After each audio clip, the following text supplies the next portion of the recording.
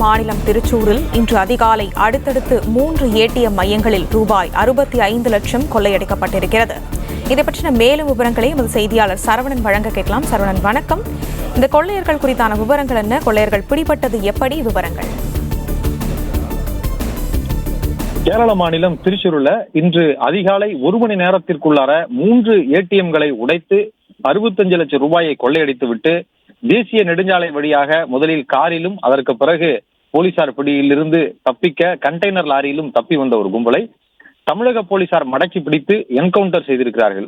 அதுல ஒரு நபர் உயிரிழந்திருக்கிறார், ஒருவர் காயமடைந்திருக்கிறார். 5 நபரை பிடித்து தொடர்ந்து விசாரித்து வருகிறார்கள். அவர்கள் கைது செய்யப்பட்டிருப்பதாகவும் காவல்துறை தெரிவித்திருக்கிறது. கேரள மாநில காவல்துறை இந்த கொள்ளை கும்பல் குறித்து உடனடியாக அலர்ட் செய்ததாகவும், ஆனால் அதற்குள் கேரள எல்லையை கடந்து இவர்கள் தமிழகத்திற்குள் நுழைந்து விட்டிருக்கிறார்கள்.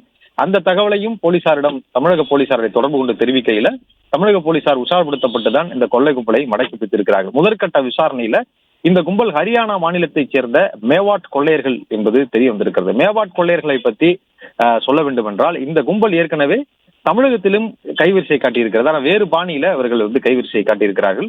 அதாவது 2 கொள்ளை கும்பல் வடமாநிலத்துல பிரபலமானவர்களாக இருந்திருக்கிறார்கள். 2 கொள்ளை இது போன்ற குழுக்கள், குற்ற குழுக்கள் என்று சொல்லலாம். இதுல ஒன்று ராஜஸ்தான் மாநிலத்துல இருக்கக்கூடிய கும்பல் இருக்கிறது. அதே போன்ற ஜார்க்கண்ட், ஹரியானா போன்ற இந்த மாநிலத்தைச் சேர்ந்த கும்பல் இயங்கி வருகிறார்கள். இதுல ஜம்தாரா என்ற ஒரு பகுதியில இயங்கி வரக்கூடிய கும்பலை பார்த்தோம்னா ஜார்க்கண்ட் மாநிலத்தில் இருக்கிறார்கள். ஜார்க்கண்ட் மாநிலத்துல ஜம்தாரா என்ற ஒரு நகரம் இருக்கிறது. இந்த நகரில சைபர் கொள்ளையர்கள் அதிகமாக இருப்பார்கள். ஜம்தாராவை பற்றி இதற்காக ஒரு நெடும் தொடரே உருவாக்கப்பட்டிருக்கிறது. ஒரு படமே உருவாக்கி இருக்கிறார்கள். ஜம்தாரா கொள்ளை எப்படி நடக்கிறது, நாடு முழுவதும் அவர்கள் எப்படி சைபர் கொள்ளைகளை நடத்துகிறார்கள் என்பது ஒரு படமே உருவாகி இருக்கிறது. அது போன்றுதான் ஹரியானா மாநிலத்துல மேவாட் என்ற ஒரு பகுதி இருக்கிறது. இந்த மேவாட் என்ற பகுதியில இது போன்ற குறிப்பாக ஏடிஎம்கள்ல இது போன்ற கொள்ளைகளை நிகழ்த்துவது என்பதுதான் அவர்களுக்கு அதற்காக பயிற்சி அளிக்கப்படுகிறது.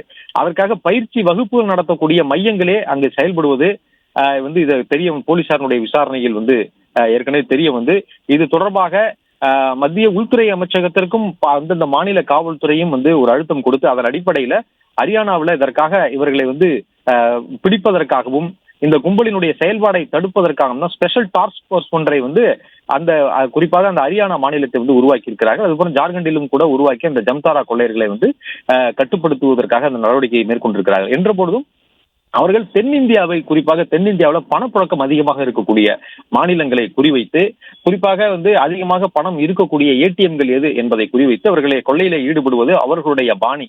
இதற்கு முன்பு இந்த மேவாட் கொள்ளையர்கள் 2021ஆம் ஆண்டு தமிழகத்தில் இது போன்ற ஒரு கொள்ளையை நிகழ்த்தியிருக்கிறார். குறிப்பாக சென்னையில் மட்டுமே பல்வேறு இடங்கள்ல இந்த கேஷ் டெபாசிட் எந்திரம் இருக்கக்கூடிய அந்த எஸ்பிஐ ஏடிஎம்கள் மட்டுமே குறிவைத்து இந்த கொள்ளையில ஈடுபடுத்தியிருக்கிறார்கள். குறிப்பாக சென்னை பெரியமேடு, கீழ்ப்பாக்கம், தரமணி உள்ளிட்ட இந்த இடங்களில் எல்லாம் இருந்த ஏடிஎம் மையங்கள்ல எஸ்பிஐ ஏடிஎம் மையங்களை குறிவைத்து இவர்கள் போலியாக அதற்கான டெபிட் கார்டுகளை எல்லாமே உருவாக்கி அதுல 1 கோடி ரூபாய் வரை அப்பொழுது கொள்ளையடித்தார்கள். இந்த சம்பவம் அப்பொழுது பெரும் பரபரப்பை ஏற்படுத்தியிருந்தது. செல்லக்கூடிய வழியிலேயே அவர்கள் திருவண்ணாமலை, வேலூர் போன்ற மாவட்டங்களை எல்லாம் கொள்ளையடித்து விட்டு தப்பி சென்று விட்டார்கள். தமிழக எல்லையை கடந்து தப்பி சென்றவர்களை உடனடியாக சென்னை காவல்துறையில மத்திய குற்றப்பிரிவு போலீசார் உடனடியாக ஒரு தனிப்படையை அமைத்து இந்த கொள்ளையர்கள் குறித்து விசாரித்தார்கள்.